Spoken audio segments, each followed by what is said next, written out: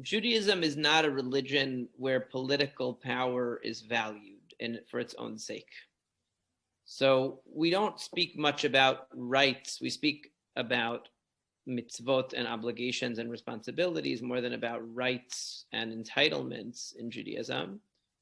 The question is, what is the true good for a person to seek? And is it related to their political standing in a society?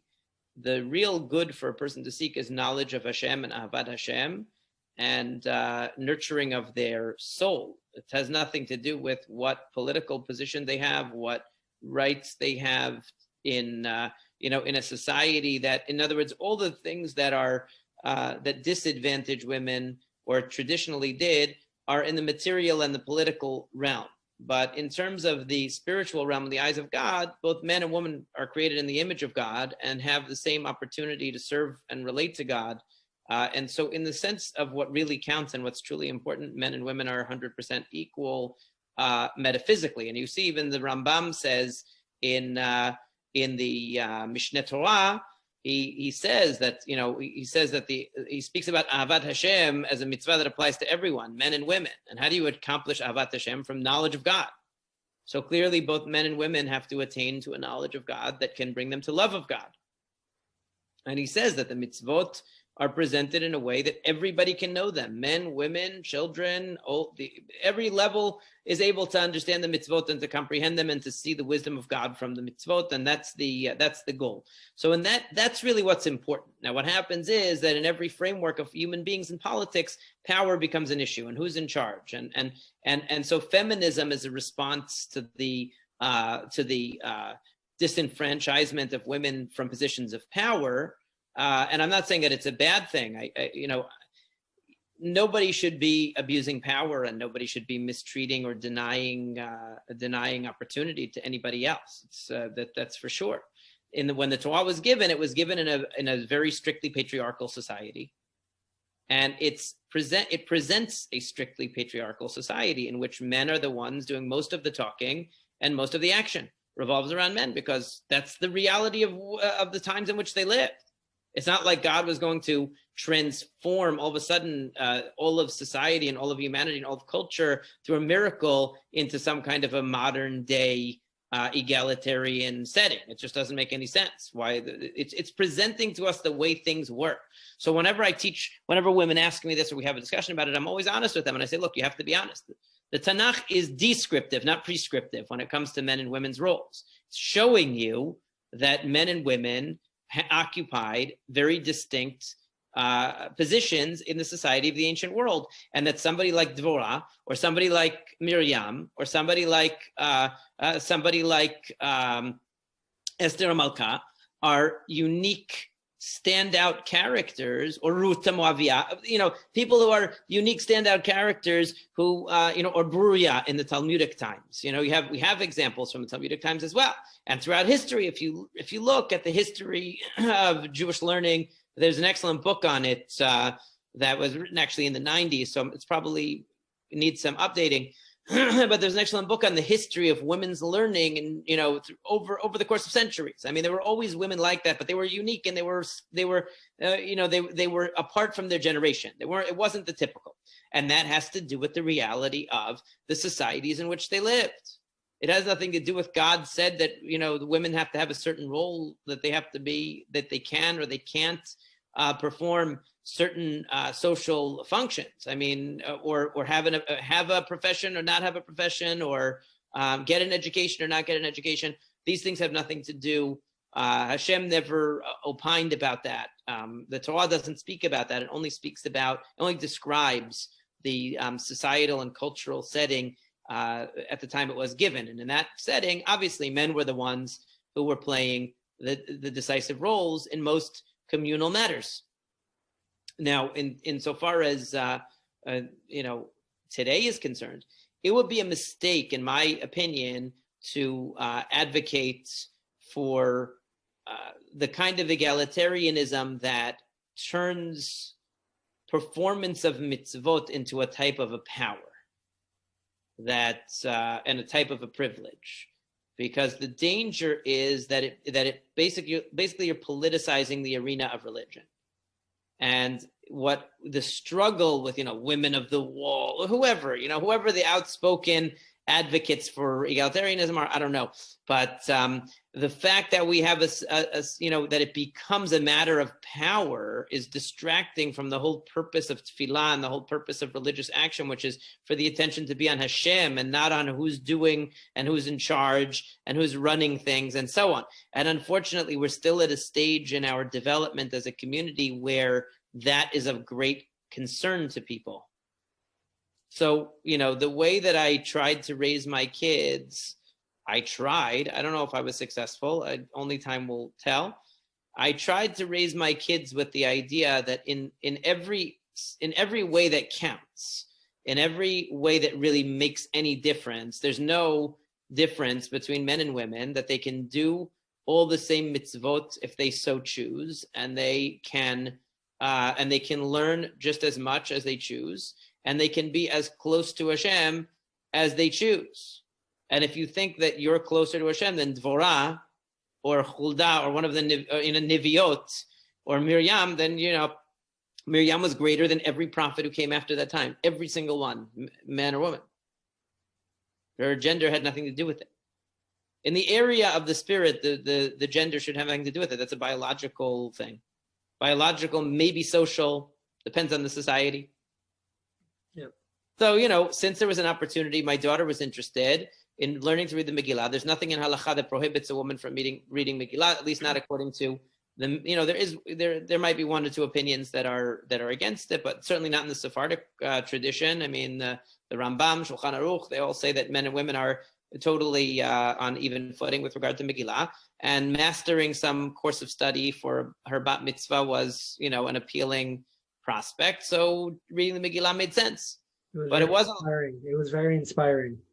It wasn't a matter of like trying to make any kind of a statement. If she had said she didn't want to, then she wouldn't want to. I just said, well, if you'd like to do this, here's an option for you to consider. If you'd like to learn to read the Megillah, I'll teach you. Amazing. So, and she decided to do that, and she still does it every year. She still does it a few times, for different people who need to hear. And she's doing it as a mitzvah. She's not a type of person. It worked well for her because she's not the type of person who is looking to stand out or seek attention or seek power, try to be an influencer, try to be, anything like that. I don't believe in that for men or women.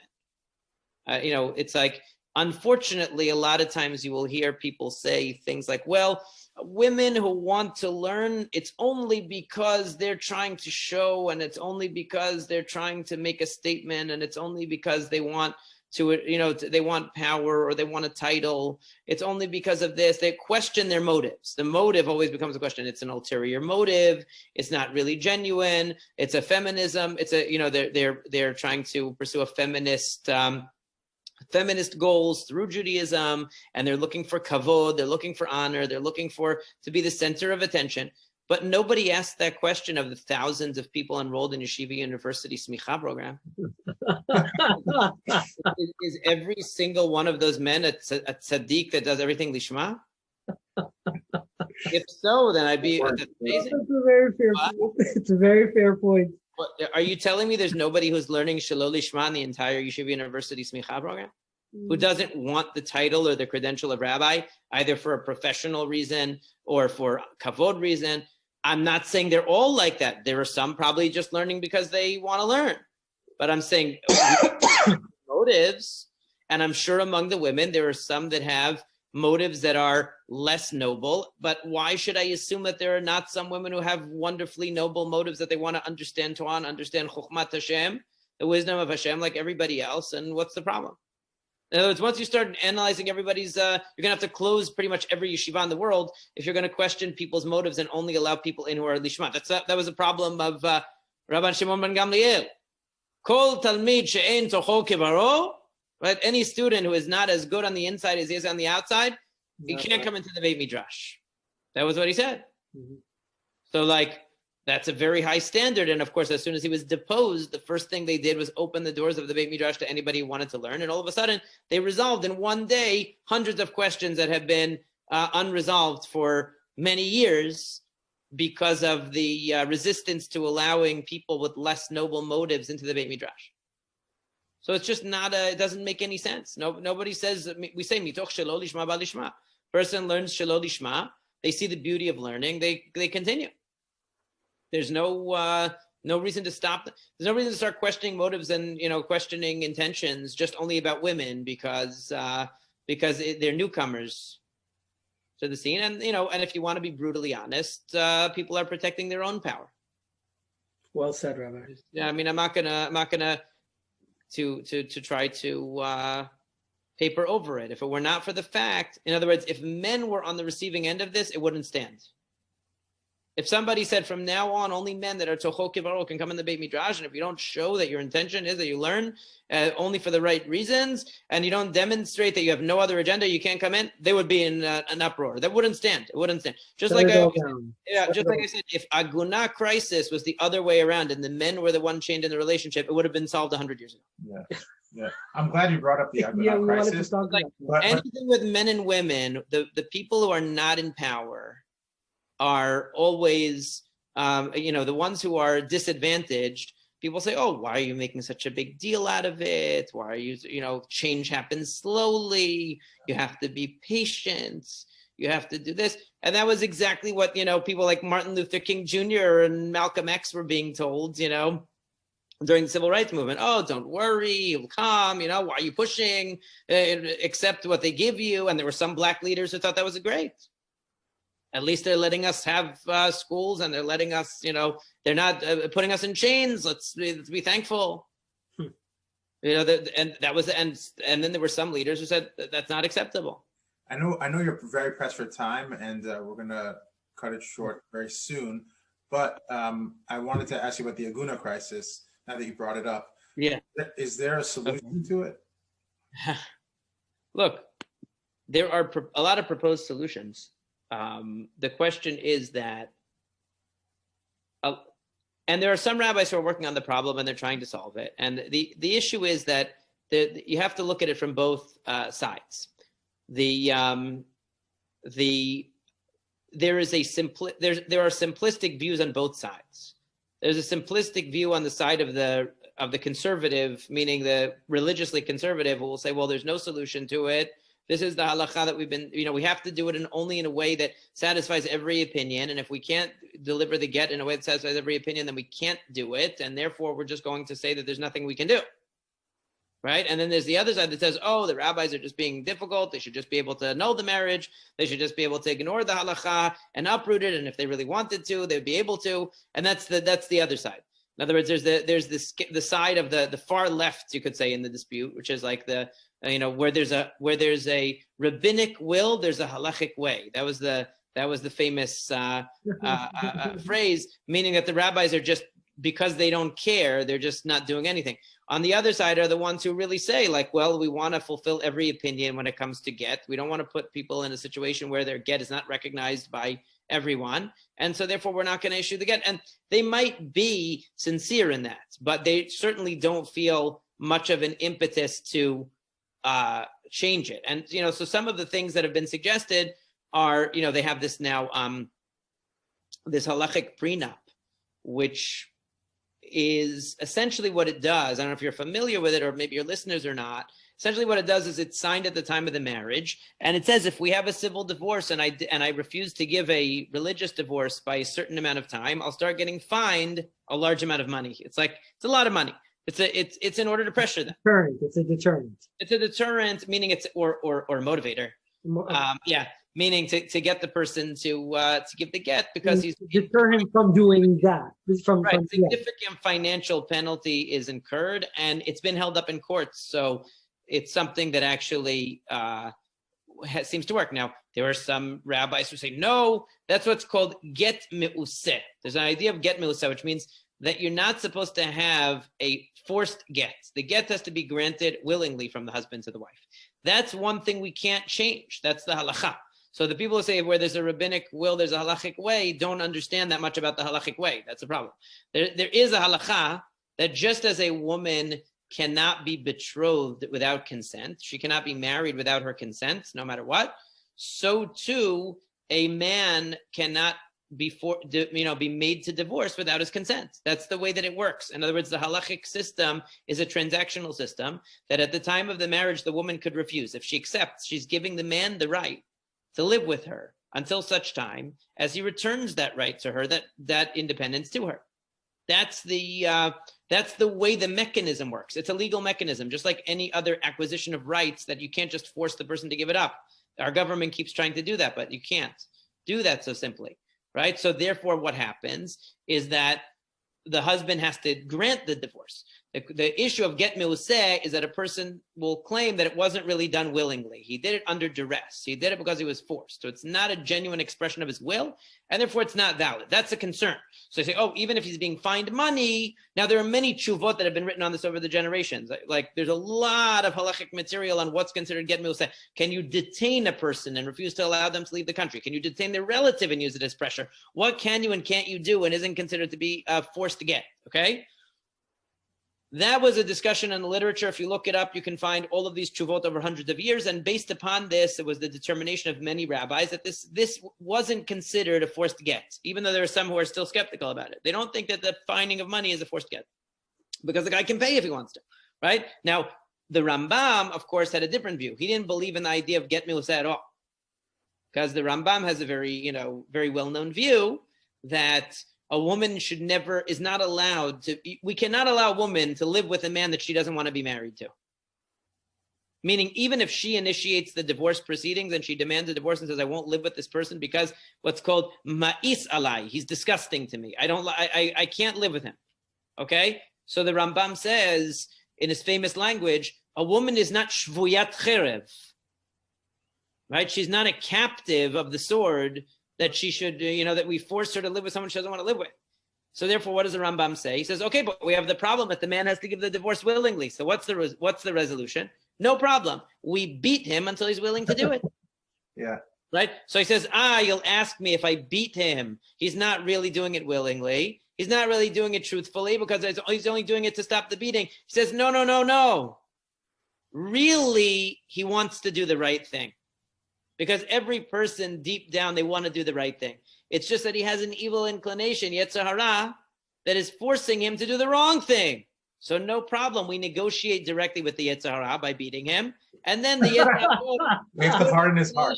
Says, Rotzeh ani, I want to do it. And he gives the get. Now, that's according to the Rambam. There was no greater halachic authority.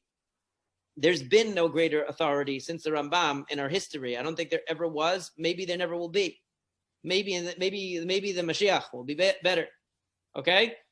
And yet his opinion was not accepted because of the Ashkenazim.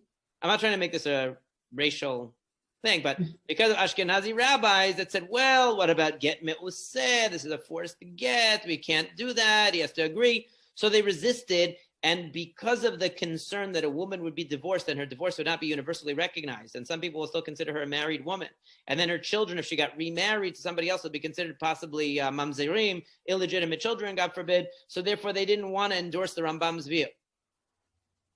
And that's where this whole idea of let's make sure, and this is where you can sense, this is where maybe the rabbinic will, halachic way comes into play, because there are many, many halachic areas of great severity where the rabbis have gone ahead and said, you know what, we're just going to follow the lenient opinion. Many. Okay, there are people carrying an eruv. According to the Rambam, everyone is getting karet every Shabbat. Yep. They're carrying on purpose in a reshut, he would consider reshut harabim, a wide street, carrying objects, private domain, public domain. And yet they say, no, because of the Tosfot, it says this. And so they combine a few different opinions together to generate that they're allowed to do it. There are many people, and it's very widespread. There are many other examples, but that's maybe the most egregious. Of course, there's Yashan and Chadash. Yeah, Kemach Yashan is more popular in Great Neck. It's become, but it wasn't always the case. And that's another thing where it's a clear biblical prohibition. Pretty much every single authority held that Kemach Yashan was required from the Torah, that you have to have a certain type of flour. You can't get the flour from the new crop until Pesach is passed.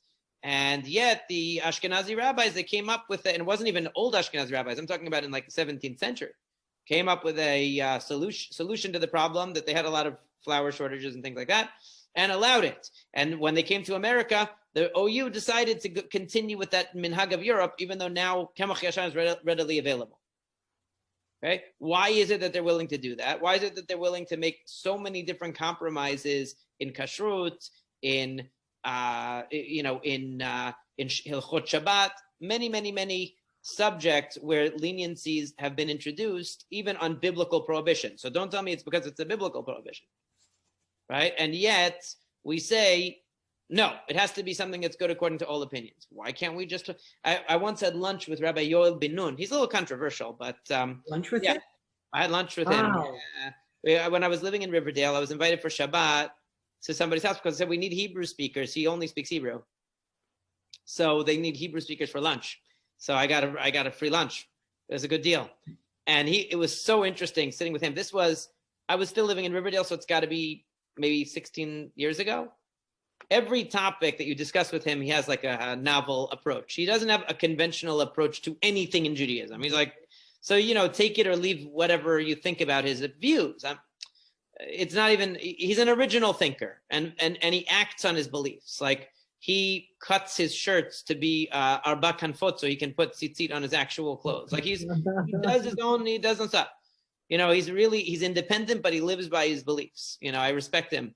And he said, I remember at that meal, he said, when it comes to the agunot, it must have come, like every topic came up. When you're with somebody like that, you want to get their view on so many things. And he said, I don't understand. In every other area, we are sometimes lenient. Even on Isur Torah, we rely on lenient opinion all the time. We do it. Why do we? Every time the Ashkenazim say Brachan Halel, they're going Safek Deoraita of saying Bracha Levatala. They didn't have a problem with that.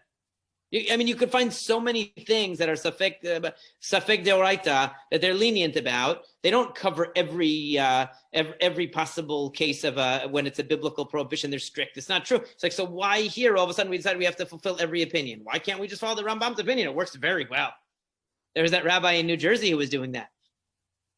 He was picking people up in a van and taking them to a warehouse and like using a cattle prod on them. The only problem with that, I like that guy a lot, except for the only one problem, he was taking a lot of money for it. He was taking like $100,000 a case. Wow. If he had done it l'shem shamayim, I wouldn't have said a thing.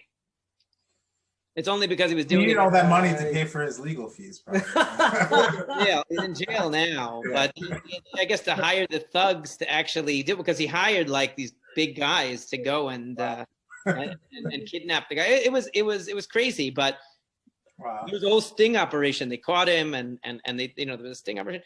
Look, my sympathies were with his cause, if not for the money aspect. Like because I don't think that it's right that we are comfortable and to be complacent about an issue that really terrorizes a lot of people. Yeah. And it's an area where there is a halachic solution. The Rambam gave the halachic solution. The Rambam is greater than anybody today. No rabbi today will claim to be the toenail of the Rambam. Sure. So who are they to say that his position, that if he were here today, he would be saying that's what we should be doing? Who's to say that he's wrong about that? And we don't have the time to get into the history of halacha between Ashkenaz. Yeah, maybe another. But that's for another time, and I think it's a very interesting topic. It's probably one of my favorite shiur of yours. I urge all of you listeners to Hopefully find it on YouTube. Podcast we'll do with We'll definitely get into that.